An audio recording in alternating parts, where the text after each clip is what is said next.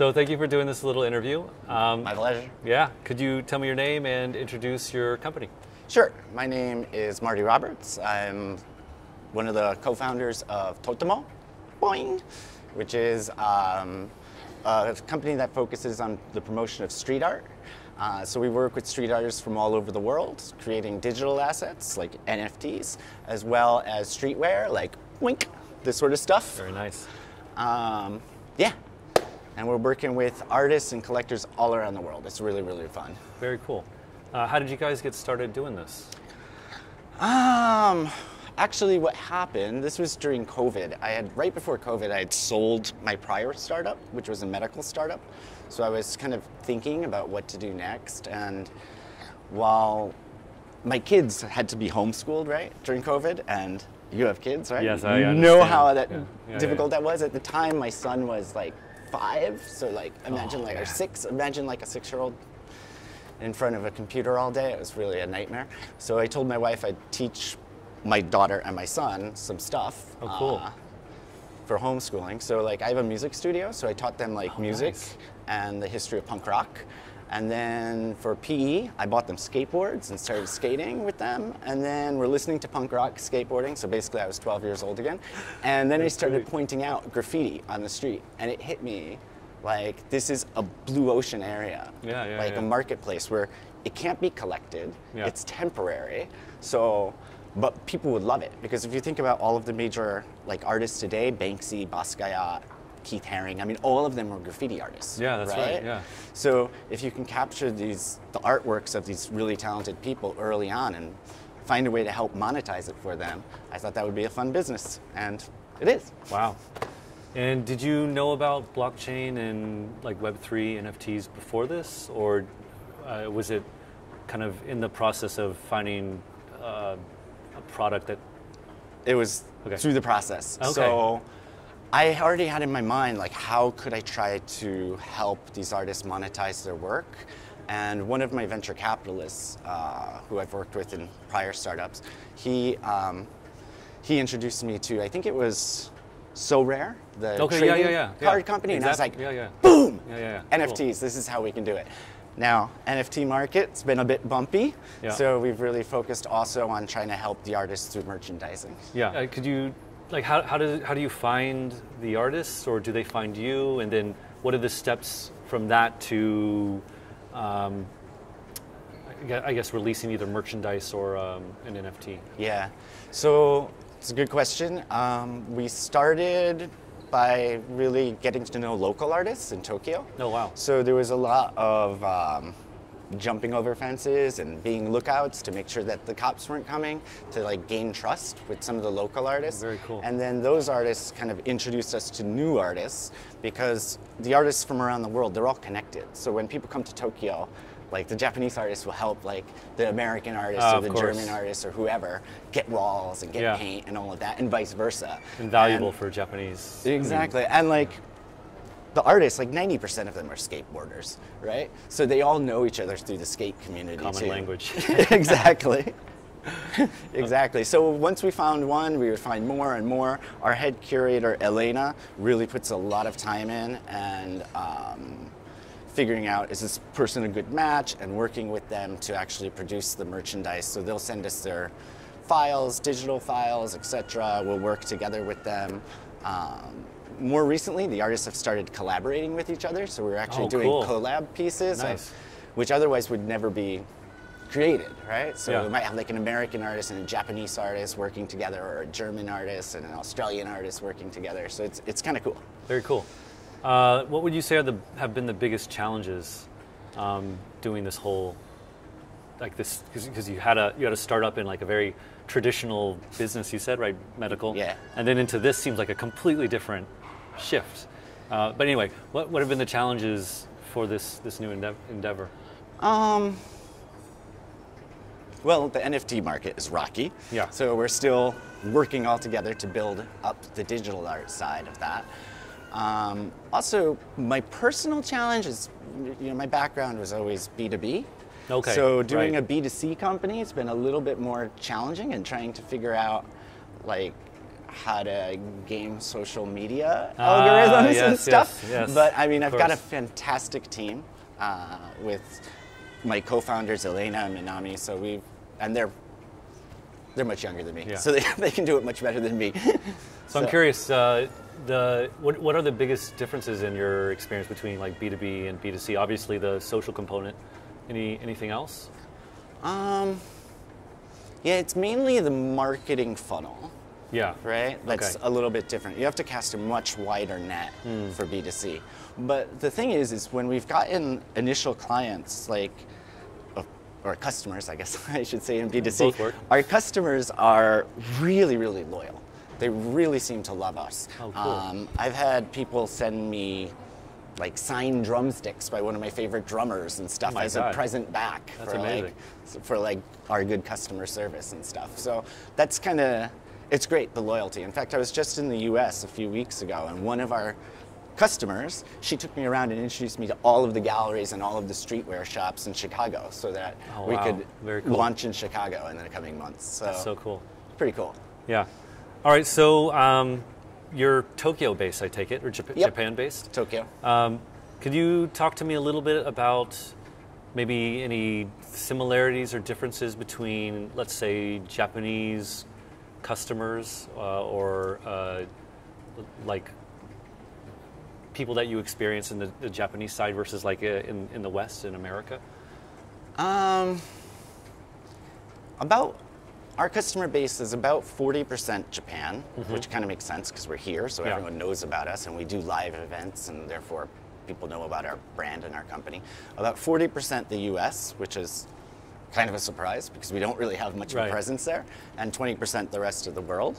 The customers, I don't really see much of a difference between really? the Japanese or the foreign customers, with maybe the exception that our foreign customers are a little bit more proactive in terms of pushing us on social medias. Really? When we say, hey, take this survey, we'll give you 15% off, Yeah. post it to your socials. Right. So that's about it. But otherwise, I mean, our customers are fantastic. Right. And they're who we do this for, so. Very, very cool. And do you have any like initiatives or campaigns that you're working on right now, or like what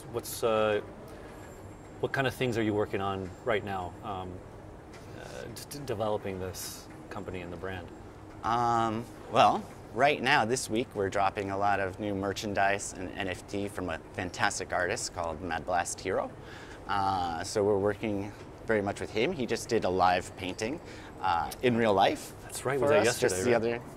Yep. And we'll be dropping more and more of his stuff and promoting him.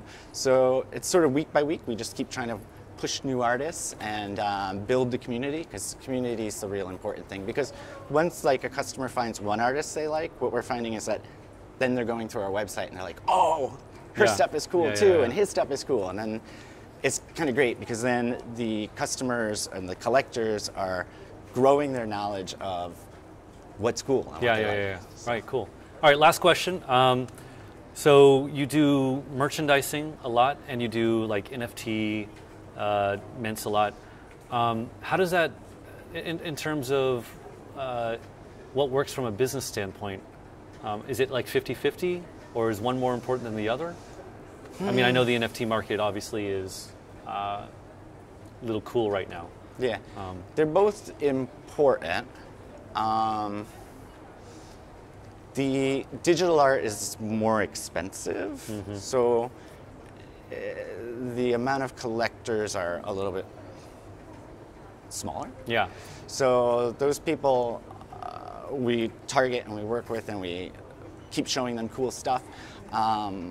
Lots of the fans who might not be able to afford the digital art, though, Right. love to pick up a hoodie, pick up Right, a of course. T-shirt. Well, that makes sense. Yeah. Yeah. So almost like the difference between like Phone cases. Yeah. This is by an artist Oh, from that's New awesome. York called Chris from Robots Will Kill. Very cool. Yeah, I guess it's almost like the difference between buying a luxury good, which you would have less volume, right? Yeah. Versus maybe something a little more mainstream like Nike or Adidas. Yeah. Cool. All right. Anyway, thank you very much. I appreciate it. Thanks so much. And good luck with everything. Thank you. I appreciate it. Hello there. Hi. Thank you for doing this interview. Could you please tell me your name and introduce what you do? Okay, my name is Elena Calderon, and I've been based in here in Tokyo for the last 4 years. Mm-hmm. And I'm like currently working with Totemo as art curator. Oh, cool. And could you elaborate on what your job is? What do you do as the art curator? In Totemo? Yes, okay, in Totemo. Yes. So what we do is like choosing specifically like artists, Mm-hmm. and the artists are like focused on street art and graffiti. Okay. Artists, they come from that background. I see. Now also they do like another stuff. They also work in art galleries, but they mainly come from graffiti or street art backgrounds. Wow. And can you tell me a little bit about your process? Like, how do you choose who is a good fit for Totemo? Okay. Yeah. Yes. Well, at the beginning when I arrived to Japan, I did like kind of research to try to find these artists because they have like this background that is a bit like underground. Yeah. So it's difficult to get to them. So basically we got to them through social media, or also like some exhibitions that they were already doing in some art Right. galleries. And you were doing this before you worked at Totemo? Yes. For fun? Or? I was already researching about graffiti okay. for a really long time. I see. Like I study arts in Spain, and then I did master also about art, and then I started to research just for fun, like curiosity about graffiti.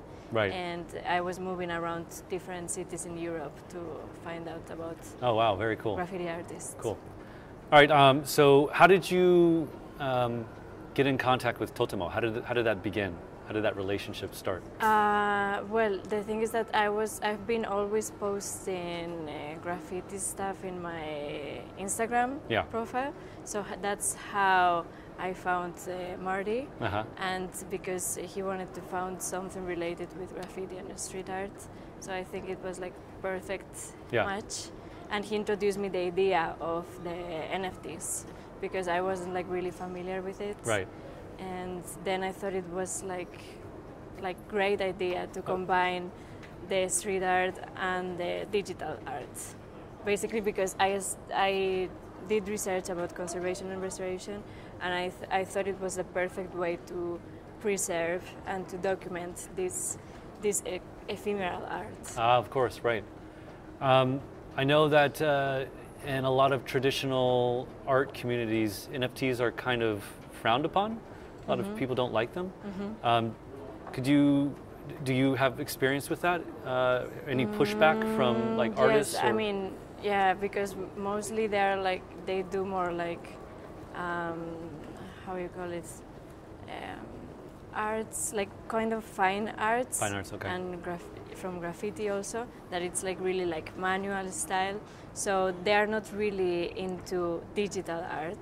So for them it was difficult to combine this and to create their own NFTs. Some of our artists, they do their own animations, but we also have like an animator team Oh, for really? the artists that they don't create these pieces by themselves. Right. We help them to create them through the animation team. So they just give us like their file from the real physical piece, and our animator team, they create these Cool. digital ones. That's awesome. But when you heard about this original idea for Totemo, like with NFTs, you didn't have any negative feelings about it, like NFTs. Well, in general, like all the people were saying, like it's kind of like a scam. How are you gonna collect it? Everyone was saying like it's easy to copy it or just to download it from the page. That's like, right. Why? But I thought it was like really original and interesting idea. Cool. And also because no one was doing it related with this like a street art world. Right. And so some of the artists that you contact, like these street artists, do they have reservations about NFTs, or are they usually pretty open-minded about I think they are open about it. Like they really want to try this kind of new digital arts because they were used to do like this more street background. So now they really want to try like AI or NFTs. They're all kind of interesting. Very, very cool. So I spoke with your co-founder, and he was telling me that you really are the kind of curator of what gets shown through Totemo. Do you have any, like, I'm trying to decide, do you have like a specific like aesthetic look that you're looking for, or like how do you choose artists to collaborate with? Personally, I like the artist that works also with the context, because it's important to show that it comes from like public space. So I like that they show also with the elements of the context. For example, like we have one artist from South Africa, Falco Fantastic, and he combines his work of art, like the graffiti paint, with also like some external elements. For example? Like windows or like doors from the buildings where he's painting, or like some vegetation like around. Oh wow, so very he ephemeral. combines like the city landscape where his art works. Wow. And I think that's really interesting. But in general, we have really like different kind of artists, and also like really international. So we have like ones that are more like kind of manga anime style from Japan, based in Japan. But we also have like really like coming from super classic background of graffiti from Japan, like Taboo, or like Chris from the United States. So it's like really like we have a good variety of artists. So graffiti and street art being such a, as you said, like a physical based, like location based art form, do you have any troubles or challenges translating that into like a merchandise medium or like an NFT medium, which is like obviously not physical? You mean based. to create the animation? Well, to create the art, right? To take the art from an actual place and then transforming it into like the back of a hoodie or like an NFT. Not really. Not really. So so for example, the South African person, if you wanted to, specifically, he's not doing merch with us, this artist. But for the NFTs, I think it works perfectly, like the animation. So so then they would create something specifically digital. Yes. I see. Okay, exactly. That's my fault. I understand. So how long have you been working with Totemo now? Like around 2 years and a half. 2.5 years. What have been the biggest challenges for you? Biggest challenge? To find artists not really has been like a big challenge, because they're like really interested to be part of it. Yeah. Like they were just like asking us like if they can be part of Totemo also. Yeah. But I guess like the community, to build a community and to find the collectors, I guess is the most difficult part. Yeah. Also because we are combining like two different worlds that are like really different from each other. Yes. Like the graffiti and the digital world. So for people it's like difficult to match these two concepts still. Yeah. But I think we can manage. Yeah, great. Well, let me see. One last question. If for other projects, especially like say art-based or NFT, Web3-based projects, who are trying to grow, do you have any advice for them? I don't know. I guess it's like nice to attend, for example, for this kind of like congress and meetings, to always contact with more people that is working in the same field. Right. And doing the same projects. I think that's the most important. Why is that? To make contacts and to know what these people are working in right now, because you have to know also like what other teams and startups are doing right now related to the topic. Yeah. I agree. I also think that like one benefit of events that I've noticed is it's almost like proof of work. The fact that you have to go to a physical place and set up something, and it's a lot of work. Also because we are always working like online or digital. Yeah. And so if you go to a physical event, it really shows like a minimum level of dedication, I think. And exactly. So it's useful that way. Anyway, thank you very much. I appreciate it. Thank you so much.